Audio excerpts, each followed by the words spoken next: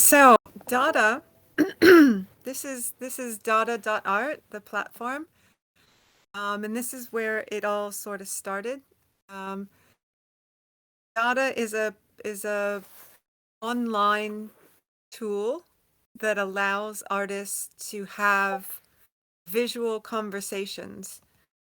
So you can see in this first one, um, someone starts drawing, and then another artist replies.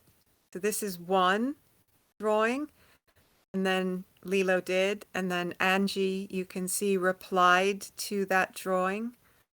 And in this way, artists have a conversation with each other, each contributing a drawing um, at, to the conversation. DADA has 150,000 different drawings in tens of thousands of conversations. And as you can see, some of the conversations. So let's look at this one. Raul is an artist in Venezuela, and he's actually been doing classes in digital drawing. He's a teacher, and he has been doing classes with some of the other DADA artists. So this conversation, for example, is Raul, who started off with just some line sketches, and it develops into this wonderful kind of storyboard almost, where different artists contribute different versions of the story. You can watch it develop over time.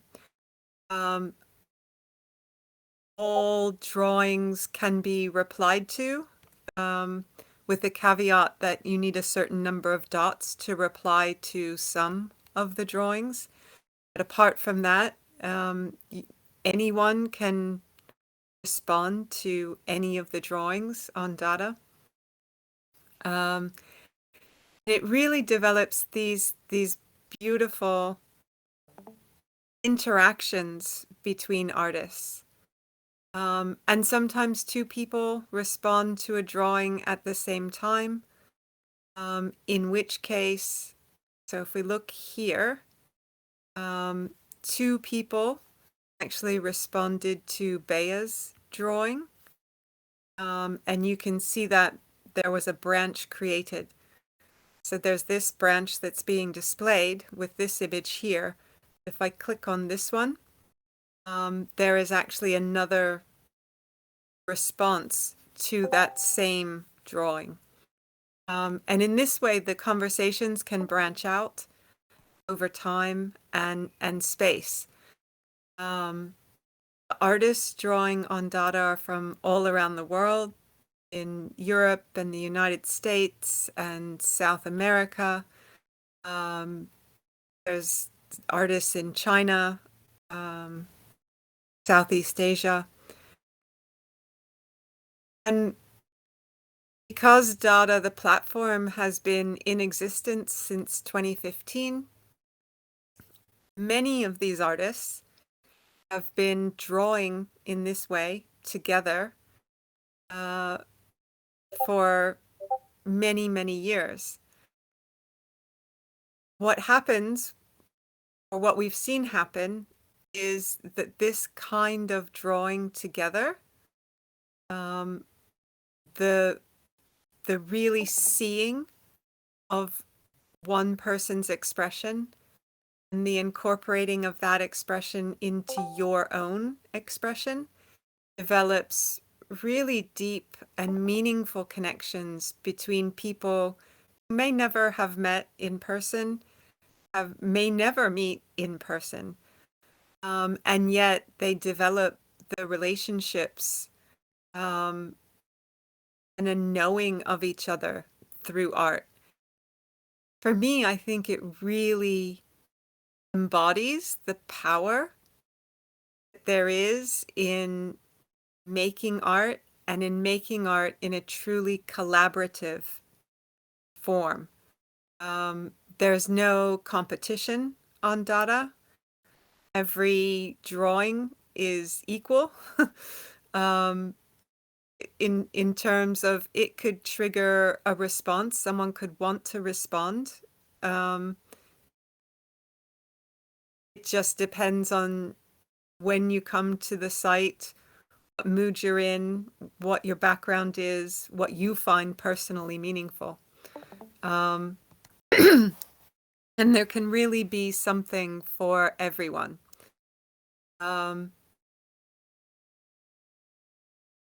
So as you can see, there's a lot to choose from. There's a lot of drawings to respond to. I do actually cover a little bit more about the experience, because I think that's more interesting in terms of how this environment and the way that it's set up allowed for things to emerge. And I think that those are the key points that we'll talk about when we talk about the invisible economy and what we have learned about that.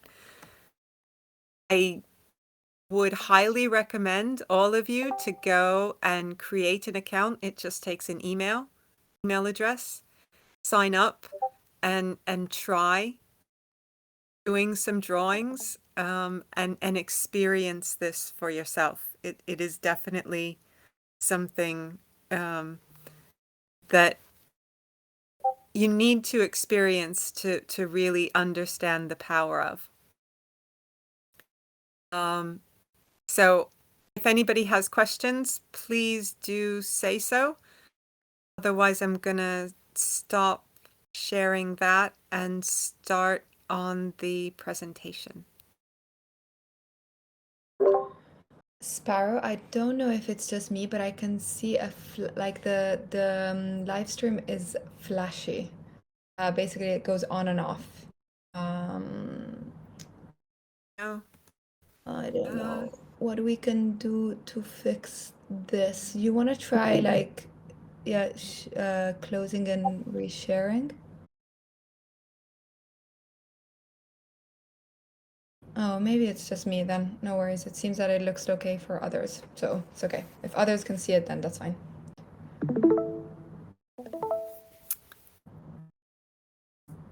Okay.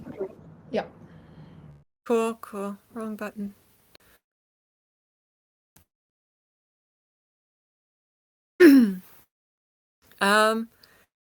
So the invisible economy is actually based on the experience that I just described about drawing on DADA. If you remember, I pointed out the dots next to people's names and said that in some instances there's a limitation to the drawings that you can respond to based on the number of dots that you have. And you earn dots in different ways. It's a gamification system that was put in place to encourage people to keep drawing, basically. However, there was a mistake that was made, and this is an interesting lesson, one of the lessons that we learned. There's a bigger gap in what there technically should be between the third and fourth dot, between when you earn the third dot and when you earn the fourth dot. And that gap is really huge. I mean, you can get the first 3 dots for doing probably less than 100 images, maybe 50 or so. You can get the first 3 dots. And then there's this big gap to the fourth dot, and it takes probably over 200 drawings to get to the fourth dot.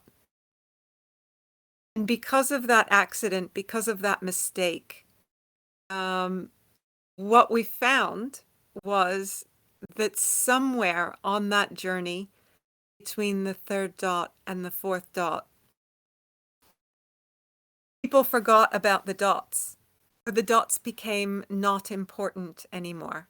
And people were just drawing because they wanted to draw, because they had something that they wanted to express, because this was just something that satisfied a need for them in some way, shape, or form beyond that earning of the next dot. And that actually was one of the key insights that Sparrow, sorry to interrupt you. Are we looking at the first screen, this first slide? yes. Okay, This is okay. the introduction. Okay. So yeah, it, it it's the thing that was the insight that led us, or led Bea more specifically, to realize that what happened was people began to make drawings for intrinsic motivations rather than for any extrinsic reward, like earning the next dot. And so Dada's invisible economy is a system that is all based on intrinsic motivations. And that was actually the beginning. So that was the beginning of the invisible economy formation. And ever since then, all we have been working on is a way of figuring out how to do this, how that works, and how, most importantly, to protect the intrinsic motivations from being squashed or killed. So this presentation is just an overview. It's some of the insights. It's some of the metaphors and visualizations, because we are a community of artists. Visualizations seem to help us make sense of most of the rather abstract topics that we talk about. So hopefully by using them in the presentation, they'll make more sense to you. And one of the first insights was everything that we did together as a community was a type of conversation. From the drawing on Dada to the sense-making sessions to obviously our Discord server or our Telegram chat, everything was an ongoing conversation. So stop and think about how conversations begin. And we think about the environment that conversations are held in. Dada, the platform, is a very particular environment.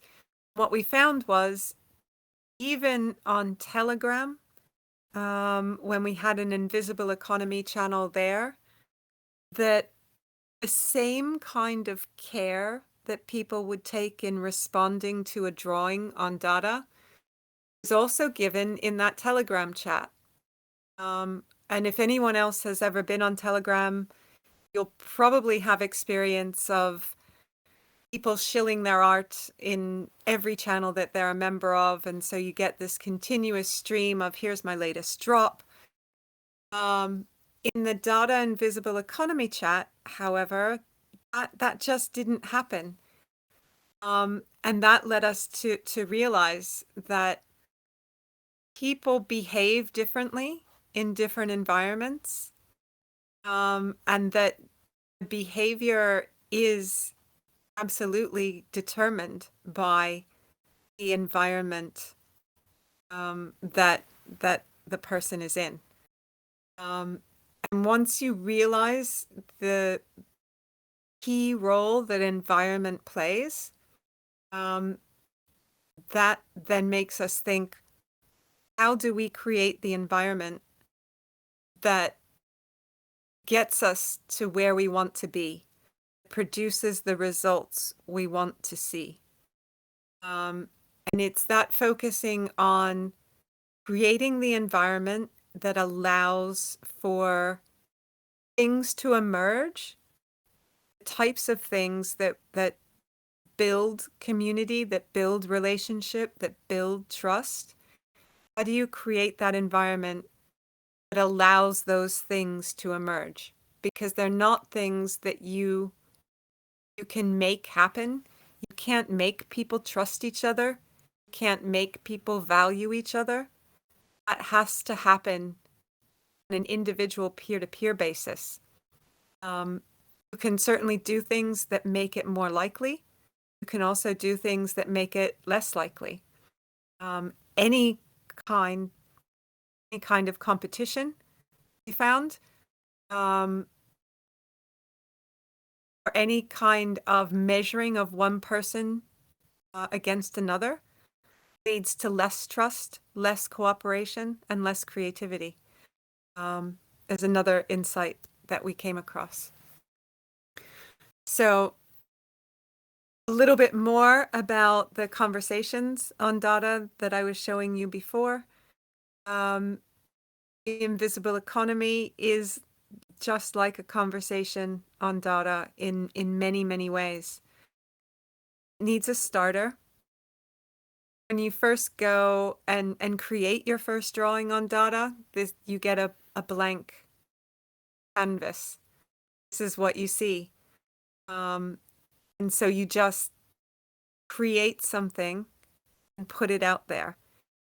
And in the invisible economy, you participate in one of our working groups and you put something out there, whether that be a reference or an idea or an opinion. That's your offering. The offering is the first action. And it's that action that people can then respond to and build on and take forward in the same way as they do with a visual conversation on DADA, the platform. The reply is also obviously a necessary component. So you have the offering and then you have the reply. And it's the quality of both of those that determines the quality of the overall conversation. Digging deeper into the intrinsic motivations, the first offering as well as the reply are both prompted by a need. There's some need inside of us that gets satisfied by taking that action, whether it be the offering, that initial drawing, that initial idea, that initial opinion, and the reply. Both of those actions are initially prompted by a need, and they satisfy that need. The action itself satisfies that need. So we're prompted by needs, say a need for validation or a need for safety. So we take an action to satisfy that need. And that's when we began to realize that intentions actually matter in the actions that we're taking. Because the same need, with different intentions, drive different actions. And that relates also to the environment that those actions are taken in. So if you see the lines on top, validation and safety on top, when actions are taken in the market, for example, your contribution to the market is money, or you're getting money back. A return on it, you get a return on your investment, or you become a top collector if you're not realizing that investment. And those needs of validation and safety are then satisfied in market terms. Those same needs within the invisible economy, which is completely outside the market. It does not operate on market terms. The same needs of validation and safety would be, instead of buying a piece of art, you steward a piece of art. And I guess so, yeah. In order to explain why it's steward and why buying art doesn't make sense in the invisible economy, I should probably explain that all of the art that is created on DADA, the platform, is collectively owned by the DADA community.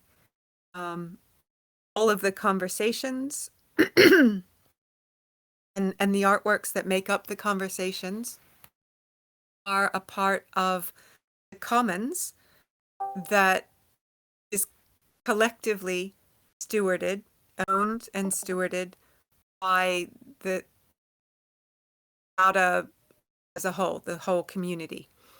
And so when you think about it that way, it wouldn't make sense to buy an artwork from yourself.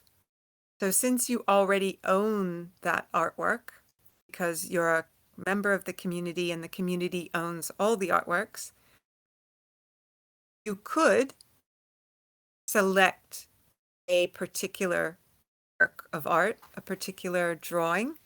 You can steward that particular artwork, but buying it just doesn't actually make sense.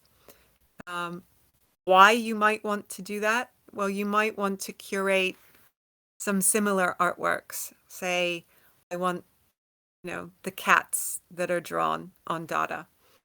And that leads to a very different reward, a very different feeling of validation than buying and collecting in the market.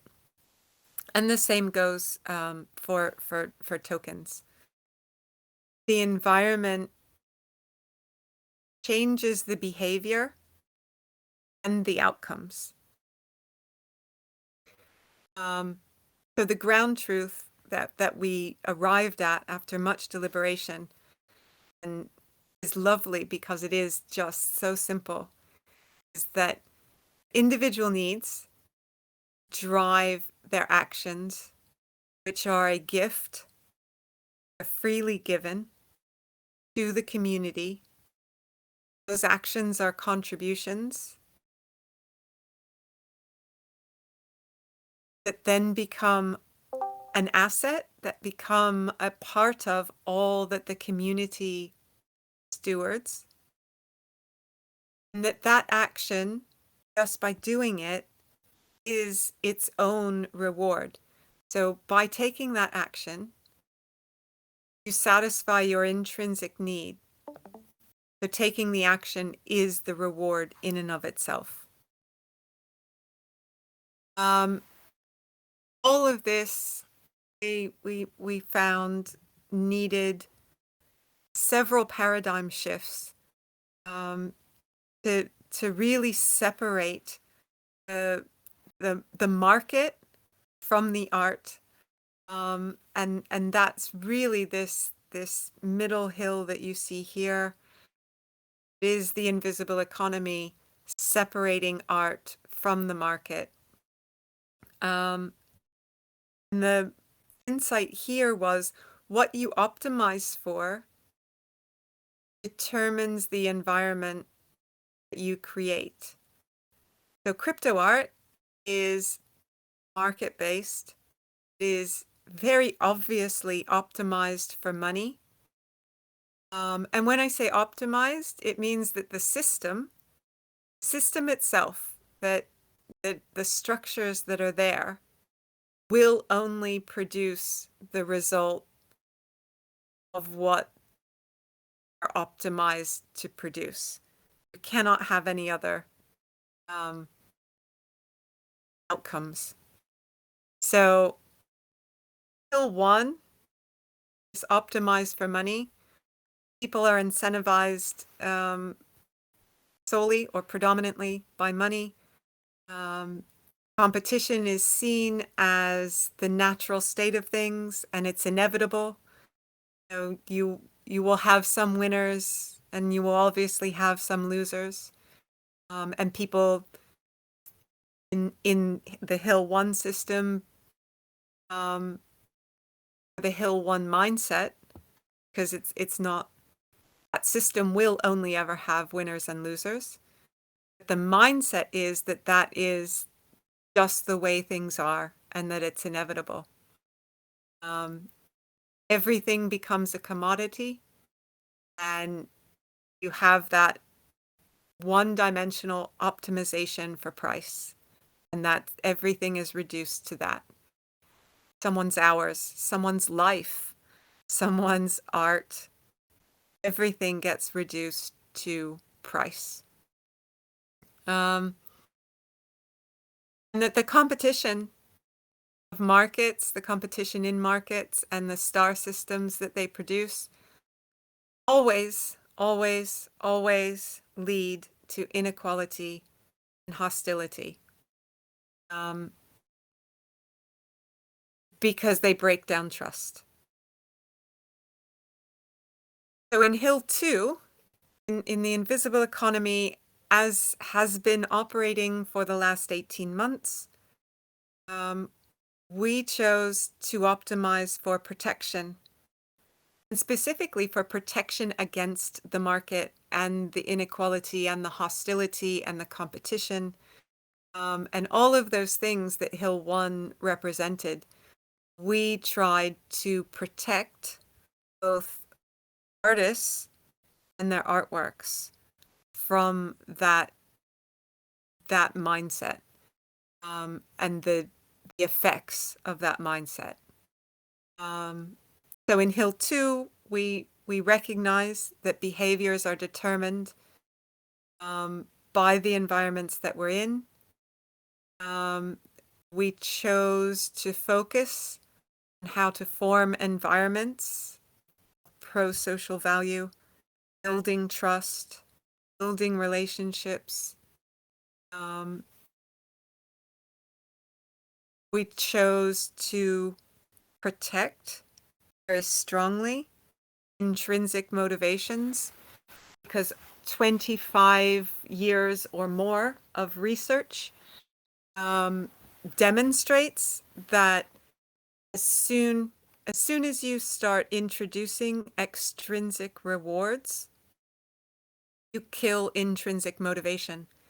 And this starts in school, and kids go to school and they start getting grades or other gold stars in kindergarten. As soon as you start having those external rewards, things that children would do intrinsically just because they wanted to do them, they lose the motivation to do them unless there is a reward, a clear reward in front of them. And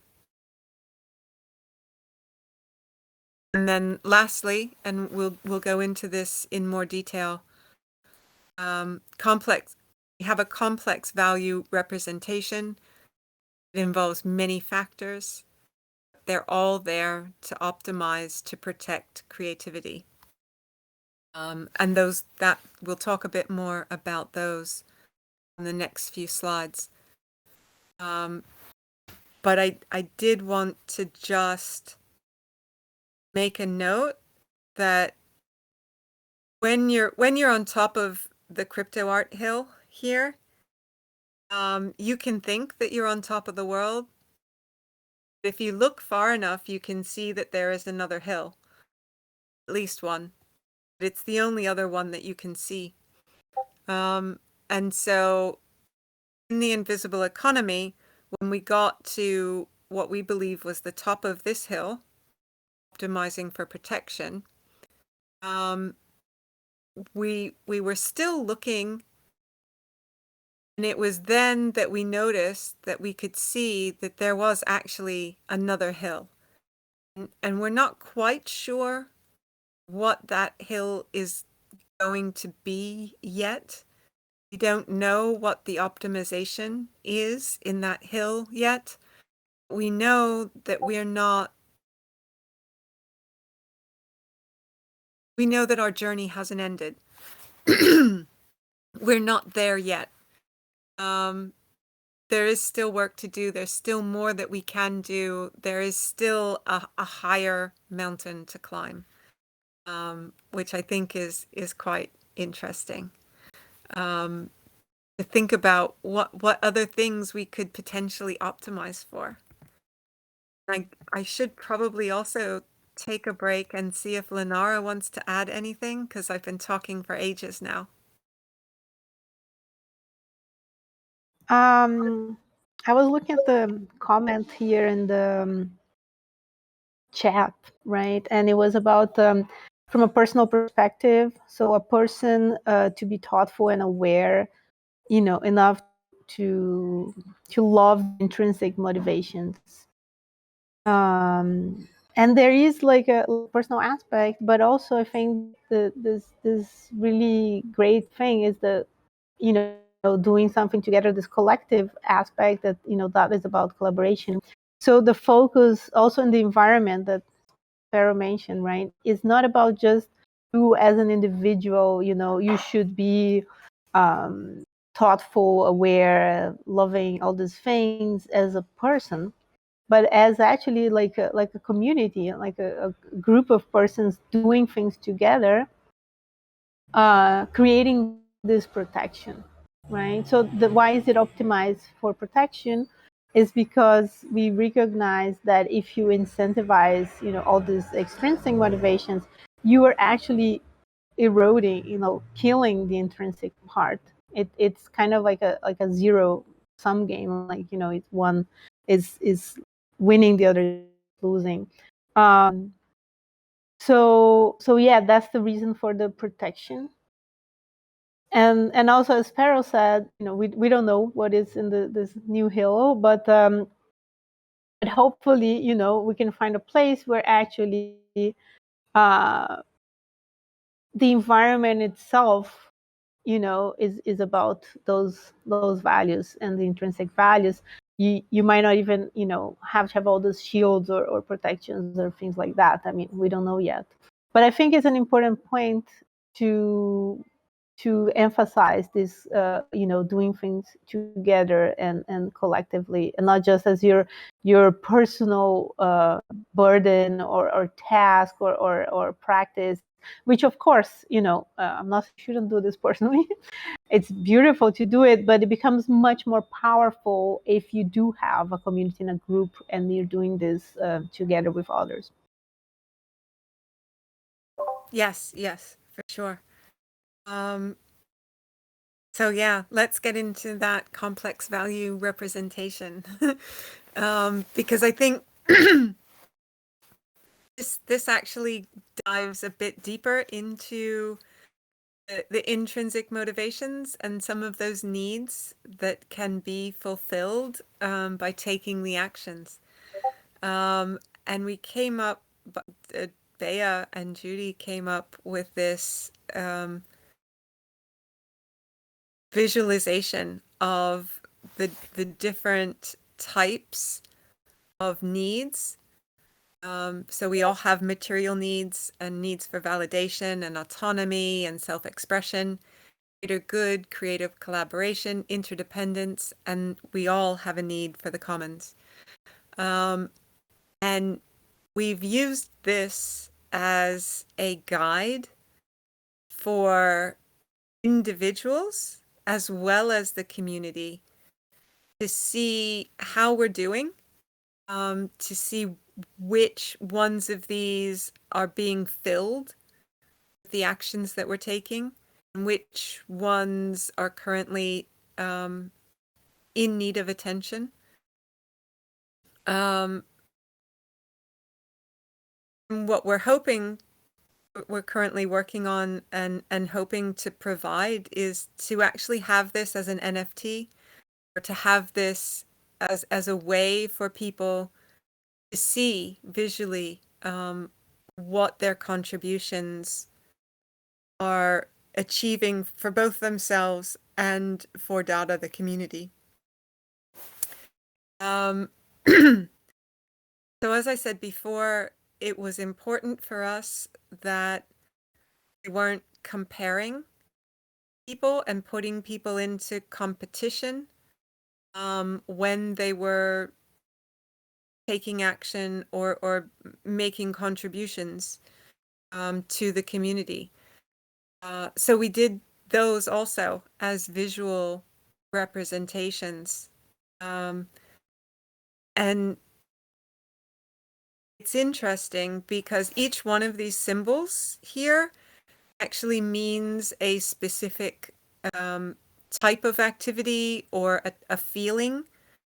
Part of the invisible economy is making some things invisible, but the other part of the invisible economy is to make things that are normally invisible more visible. And so, feeling happiness or satisfaction became a symbol that could be represented in these little badge-like things. And so everyone who participated, this was a live drawing performance in Rome, and everyone who participated did a little survey afterwards, and this is the result of that survey. So we found a way to represent competition or represent contributions without valuing one contribution more than another, and without putting people in competition with each other. So, you look at this and there's really no clear way that you could say someone did more than someone else, or someone contributed more than someone else, because these are actually a mixture of things that people did as well as things that people felt. So the fact that there's just more stuff in some than in others doesn't necessarily mean that someone did more. Maybe they got more out of what they did, and that's why it's more full. And it's being able to value what people got out of their contribution, got back from their contribution, as well as what their contribution was. It was really key and important to us. So a little bit deeper again, and this wasn't in the first presentation that we did with the first cohort. This has been a discovery since then. It's a way of mapping how things happen within DADA. And one of the things that we realized is that in a hierarchical structure, you have in a top-down organization, you have someone, at the top, and they assign actions, and all of these people underneath perform the actions. And actually, a bottom-up organization, I know that that's a buzzword right now. A bottom-up organization essentially has the same structure. Right? It doesn't change the structure of the organization if it's bottom up or top down. It just changes where the actions come from, where the actions get assigned from. So it is still the same structure if you're talking about bottom up, because there's obviously still an up to go to. Whereas in DADA, it's really horizontal, because this first action could be by anyone. Right? It's the offering.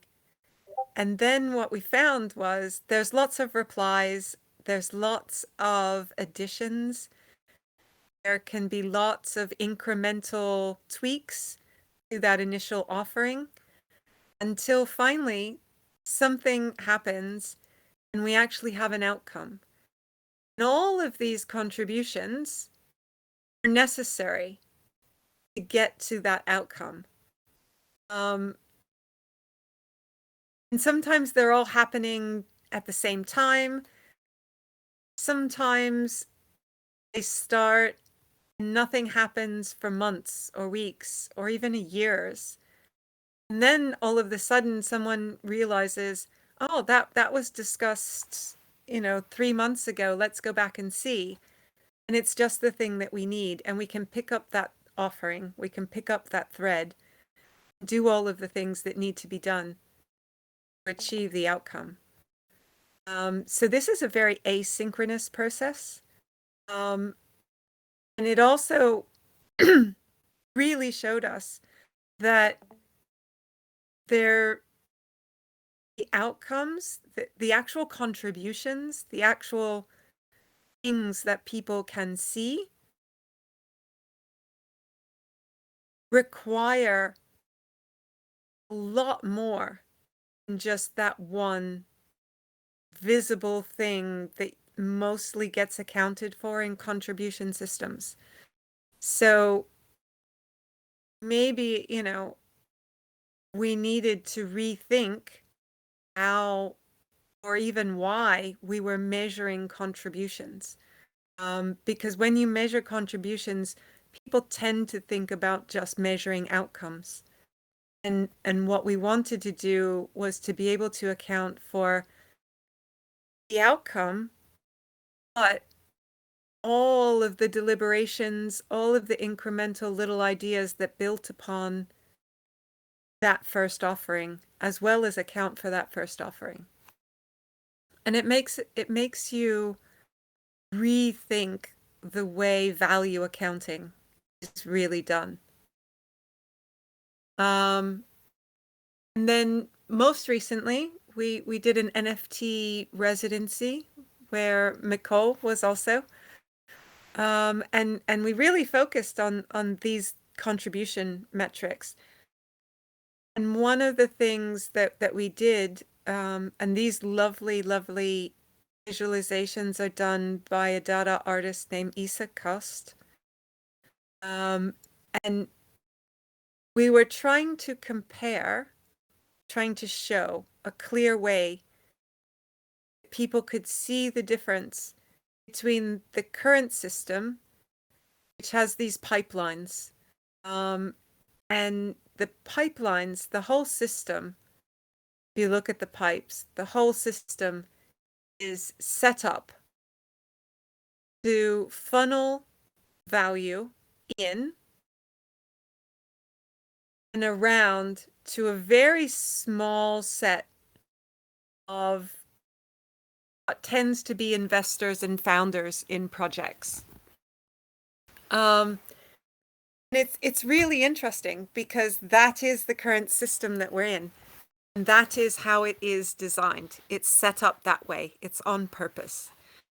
And anything that leaks out of that system is a defect. It's a leak. It's not really intended to reach all of these people, all of the organizations or people or artists or whatever you want to imagine these to be, who are outside of that system.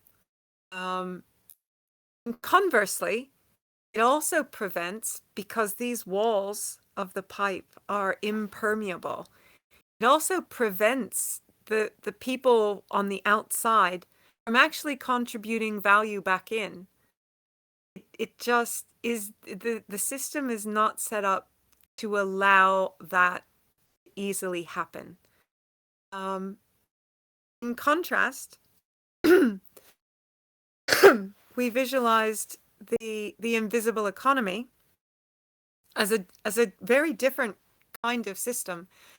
This visualization was actually inspired by an old map that I found of Mississippi River and the way that the Mississippi River's course changed over time, and the way that it would flow depended on where the lowest ground was.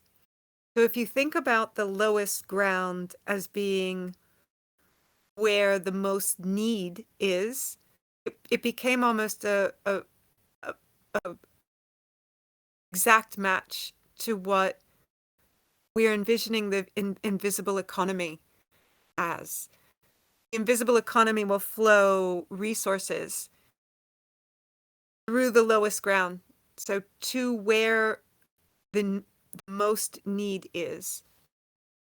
And by doing that, it increases the capability. So you think of a river flowing, it's taking the lowest ground, the most need, and as it's flowing across that low ground, it's depositing the silt from the current. It's building that ground up until some other adjacent land is the lowest ground, and then its course will change because that ground has then been built up, so the capacity has been increased. Where that current was flowing can now flow value back into the system because they have been built up. And it's a much more, dare I say, fair way of allocating resources. It doesn't rely on competition. It doesn't rely on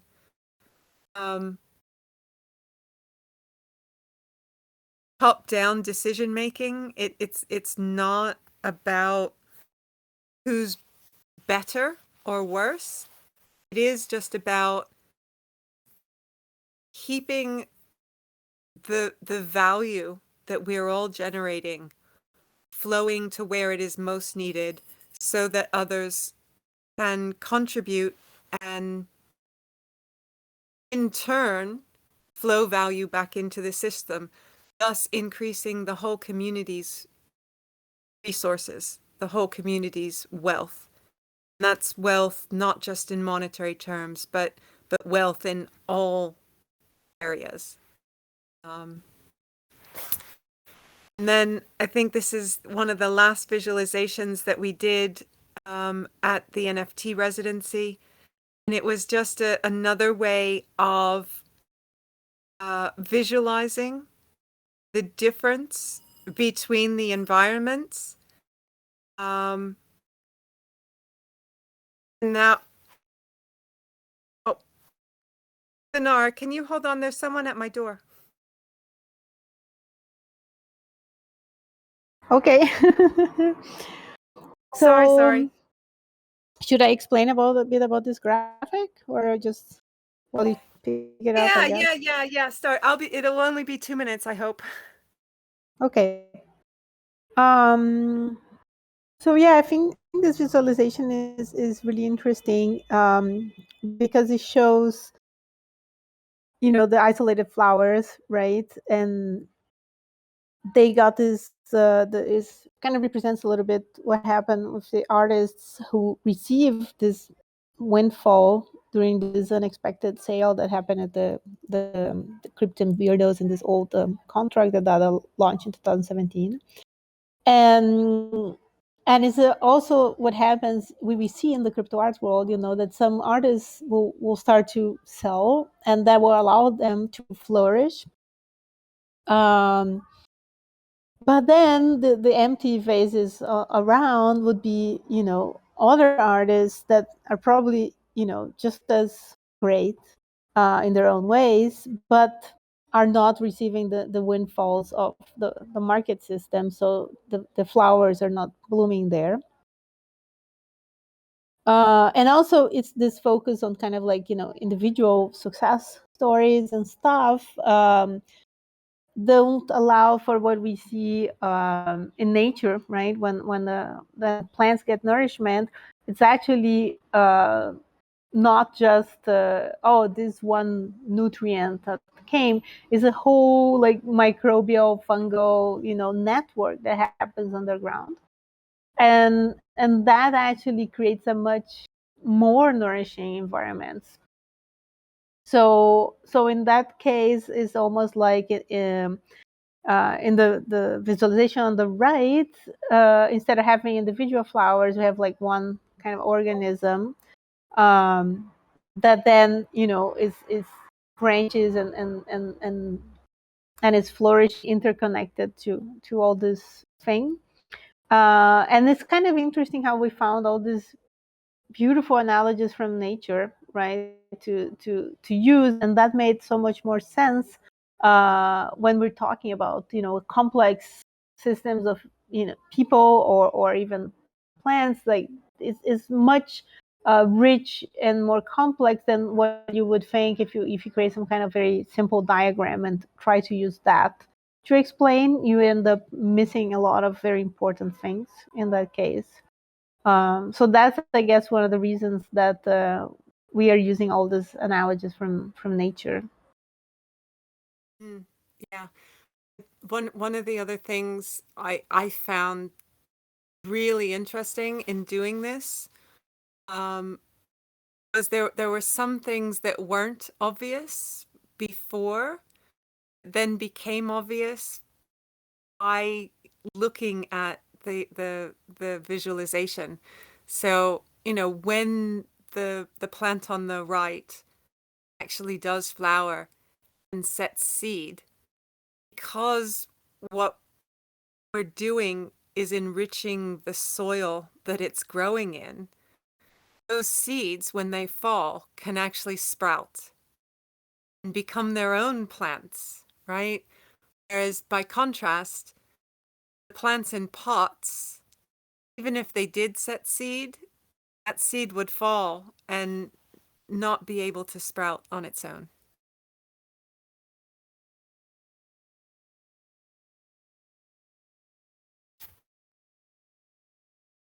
And it was only after we'd started drawing that became apparent. It wasn't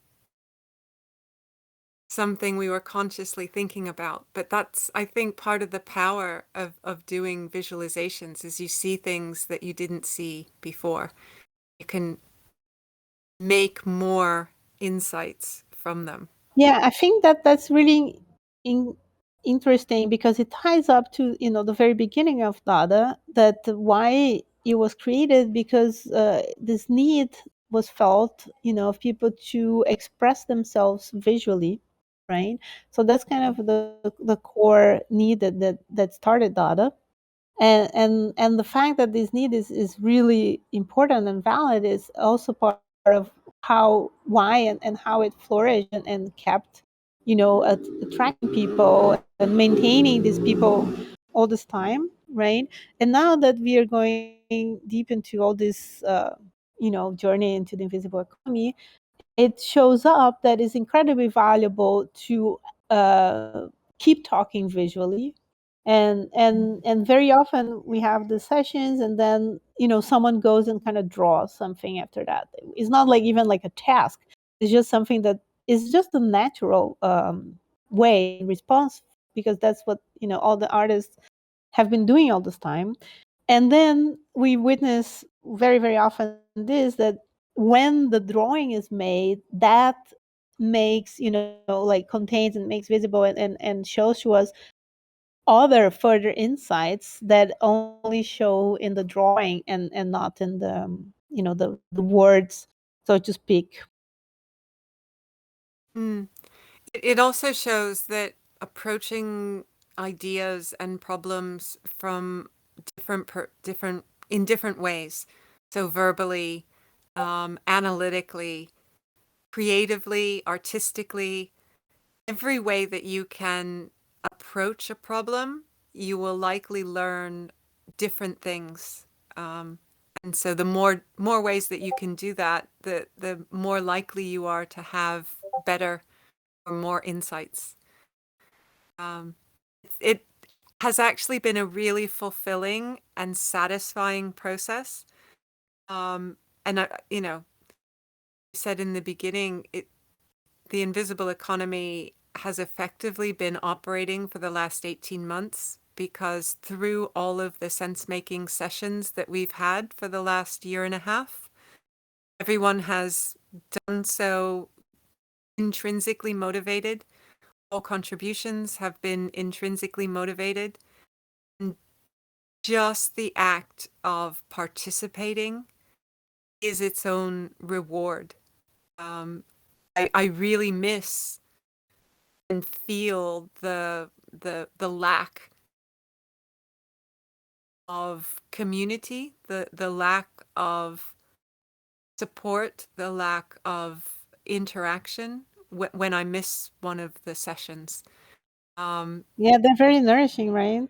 And also, They are. one thing that is interesting is that when we started, they were actually called the working groups, right? Which sounds kind of like, oh, I don't know, boring, or okay, we have to, go and like put hard work to do things. And then after some point, we realized that they were not working groups, and then that's when we started calling them the sense making sessions, which is, it's what we were doing. We just realized what is it that we were doing, and so collectively we were making sense, kind of um, um, clearing, like Bea has this image that, like we're like with like some kind of machete clearing some path to see things, or exploring, you can call it, if the machete sounds, we're talking about plants, and then I like you go with a machete and then cut them, but let's call it more than like exploring, right? I think the machete is more connected, not, let's say, not to the beautiful plants, but all these, like rusty preconceived, things that are in place. So it's more like debris than we're cutting the beautiful plants. At least I hope.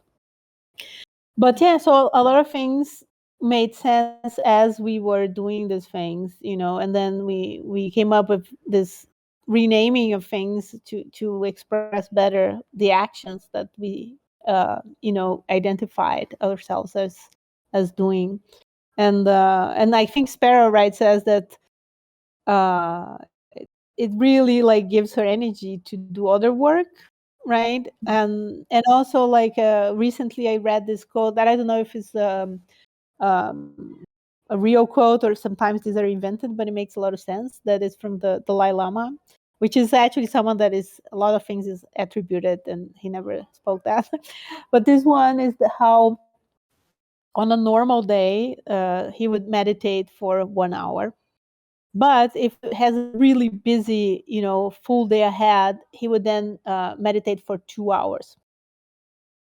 So, and I find it amazing because, most people think, oh, no, then he will meditate only 15 minutes or something. No, actually, it is on the non-busy days. If he wants, he can meditate a bit less because, but in a really challenging day, that's when you have to be able to do everything. You really need to meditate for longer, because that's what will give you the energy and replenish your energy, and the the focus and everything, to be able to deal with such. So the sessions are a bit like that. It's not like a boring meeting that, oh my god, I'm so tired after it finishes. And if you tell people, they might be horrified that sometimes they last like hours, actually 3 or 4 hours, believe it or not. But then at the end, you actually have a lot of, you feel really, really great after that. They're definitely the complete opposite of draining. That and part of that is there's no agenda, right? So we're not working through an agenda in the meeting. we might have a topic that we want to discuss, but it is completely open in terms of what people bring and want to discuss. And the other is that there is, like Lenara said, there's no set time frame for them. They end when everyone feels like we've finished. And those two things are, I think, partly the keys which allow this time that we spend together to be nourishing rather than draining. And that's the environment. That's taking care of the soil, right? Is the no agendas, no time limits, no high stakes, all of that stuff contributes to the feeling of nourishment that you get when you participate.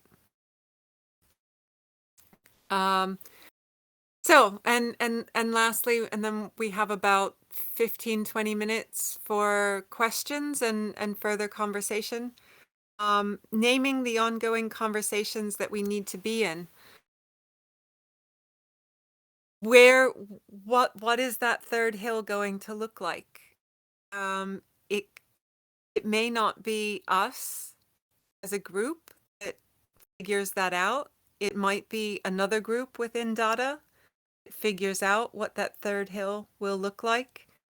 And it really is those seeds from the previous visualization that are falling to the ground, being planted, and hopefully taking root and allowing the conversation to grow in other environments and see what comes out, see what emerges, and holding the space to be able to then learn from what emerges, and maybe even creating that third hill together as a wider community. At least that's how I'm looking at it at the moment. That's what it looks like to me right now. So thank you guys for your attention, and I hope that you have some questions for us.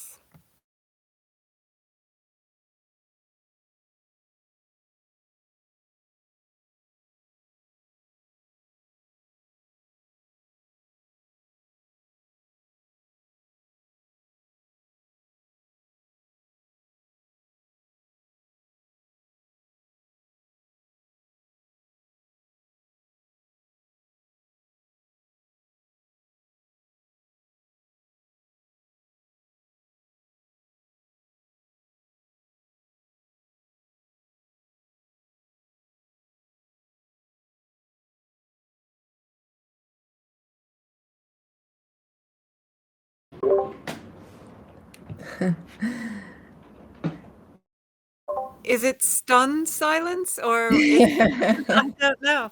It's hard to digest. It's a lot of information. Like I said, I've condensed at least 18 months, if not 2.5 years worth of information into pretty much an hour. Yeah. Hi guys, this is Boria. I wanted to share that yes, definitely it's a stunted silence, but it's, for me at least, it's the aspect of the metaphysical creation and the flow of where things come from intrinsically. I love that. I love this word. I use it so often, and it's really something that's important about where the general spirit of things, the spirit of time, where it's going to. And I'm so appreciative of Dada that that it's able to convey these changes so beautifully in the art. I've been looking around the space, and it's so beautiful and so interesting to see how things evolve and change and take shape. This is amazing. It's fabulous. I hope to see some of your drawings, Boria. please do join and draw. We'd love to have you as a member of the community too. Thank you. It feels so very interesting. I started my artist journey by drawing mainly, and ever since then, I've evolved to different kinds of media. I'm currently jewelry designer, and I went through an architecture studies phase. But drawing is something that I'm trying to go back to somehow in myself because it was so very evocative of what is hiding behind the reality of the world. And I am so grateful for this option. I didn't know about your project. It's stunning, and I feel very drawn to start to draw again, and it's really evoking that in me. Thank you for that.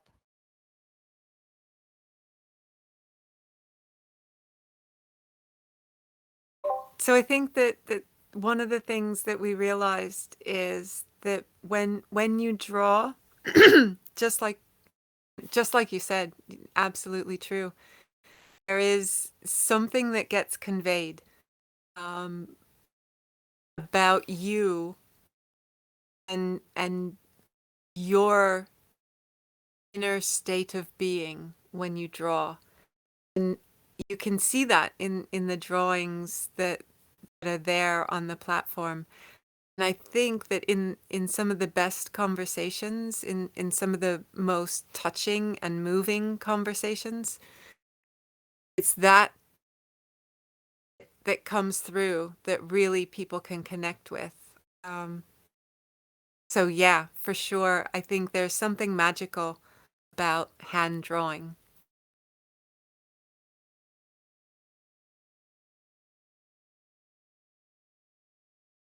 I also have to say that I really, really appreciate the way the website is built. It's um, it's so fun. You know, it's just simply fun and feels inviting on all levels. I like that everything that's clickable has been drawn, which is furthering the ideas so um, marvelously forward. Thank you. I thank you. It's awesome.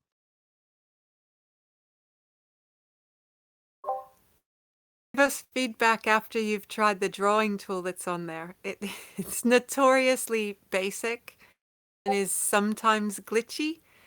But the people who have been drawing there for a long time, I don't think would want it to change because that becomes part of the charm. Um, Yeah, that it is a bit not just basic but a bit glitchy too. But it's another one of those kind of like mistakes that became a feature, like what Sparrow said, that it took so long to earn the orange, the fourth dot, but that actually opened up like really great feature of that. And that is, we feel that this was also not intended. It's kind of hard to you to get, after you get familiar, you know the quirks, right? It's kind of like, I don't know, maybe driving an old car or something, something that you have to be familiar with the quirkiness. But just passing through this process, I guess, means that you really actually value using it and being there because of something that you cannot have anywhere. So you say, oh, I'll just draw on my iPad and using this beautiful app that was free or very cheap, and it has so many more brushes and are more responsive. But then nobody's drawing with you there. It's just you.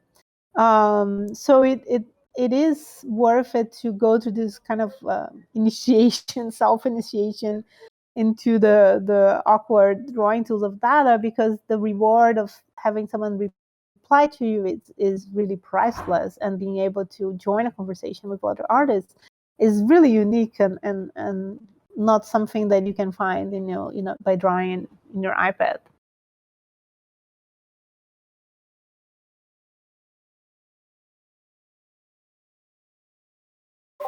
so I think that Lenara, you can probably talk about this more than I can, but the idea the narrowed idea based on Hyperion's comment that economies equate to money and are all about speculation and getting rich and trying, Well, the way that narrative changes, right? That for whatever reason we believe that that's what economy means, and yet it isn't really the root of that word. Economies means something much more than just money. yeah. And also something that is sometimes called the gift economy, which is relationships between people and exchanges, but instead of based on paying with money, is about gifting, and that is also an economic, in this broader sense, activity. And Dada is actually, we realize that also is based on gift. Like one of the slides that Sparrow showed how different gifts happen at different parts of the process. And actually, if you think about, we still have a lot of the gift economy around us, because it's a really fundamental, basic way of relating to other people around us, right?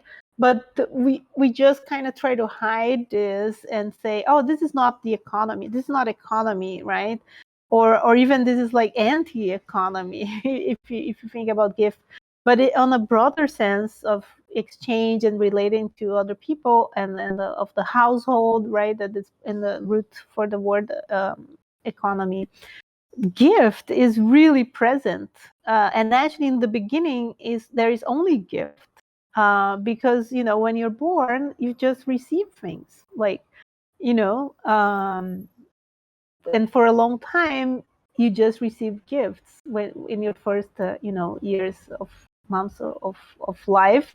And actually, if you don't, you probably won't survive your childhood, uh, at least like a minimum. You might survive with severe trauma if we had the minimum, but not much more.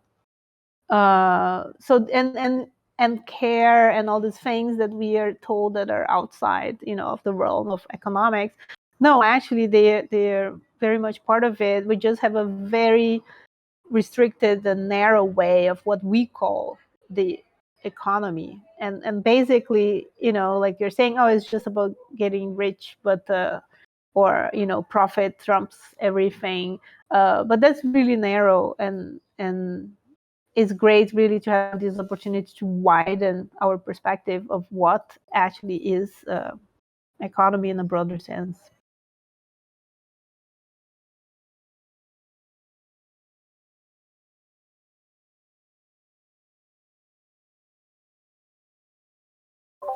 So I guess that in closing,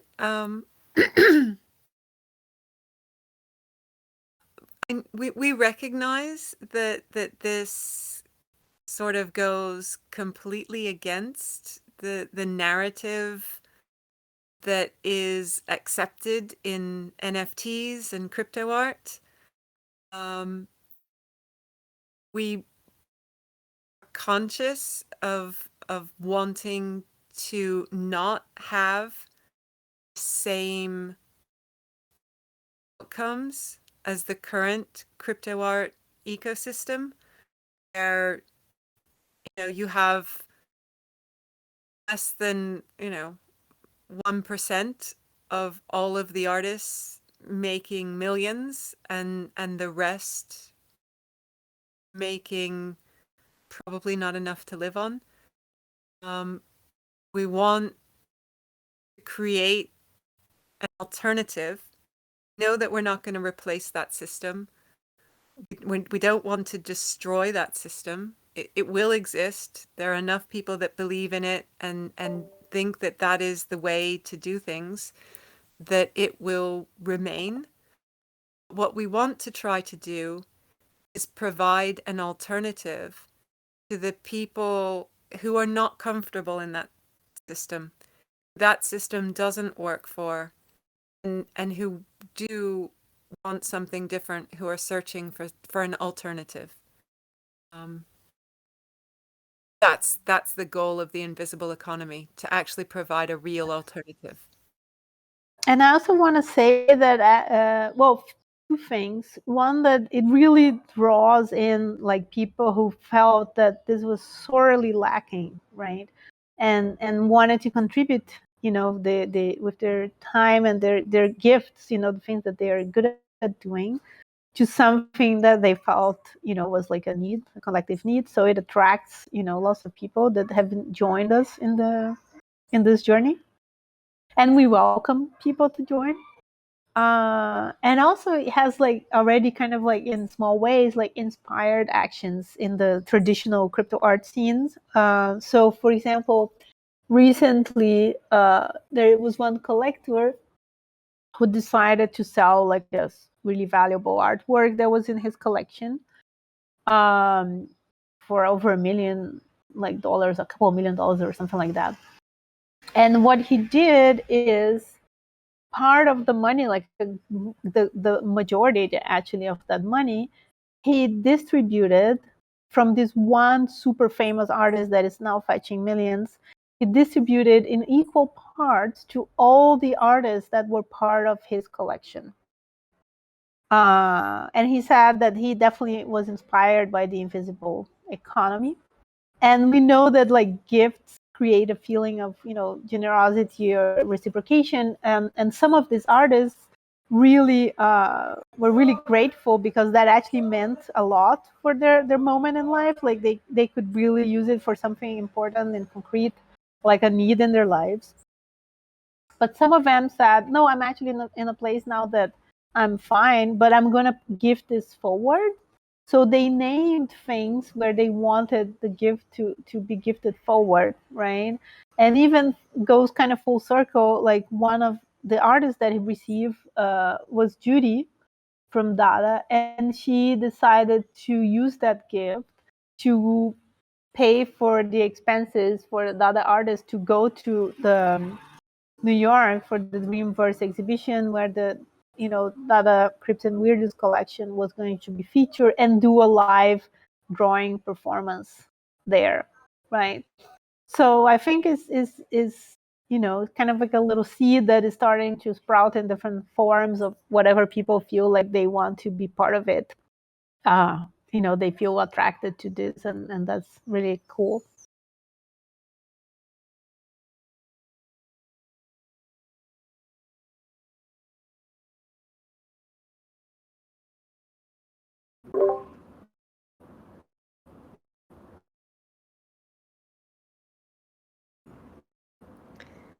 Thank you so much, Sparrow and Lenara.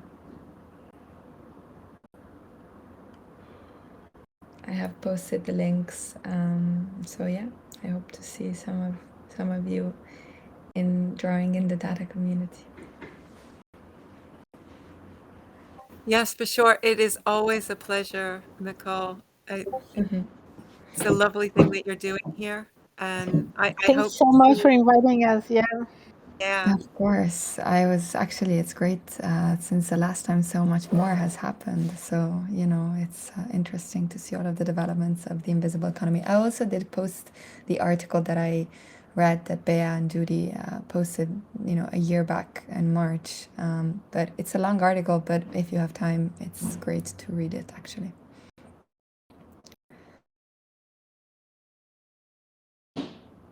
And just one final thing, if anyone has questions or wants to know more or wants pointers to anything, please feel free to reach out to me. Send me a message here on Discord, and I'm happy to chat more or tell you more or do whatever, because I mean, I think that this is going to be revolutionary. It already is for on a personal level.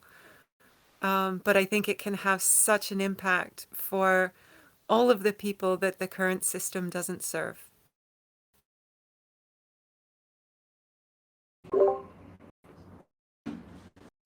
Great. Thank you so much.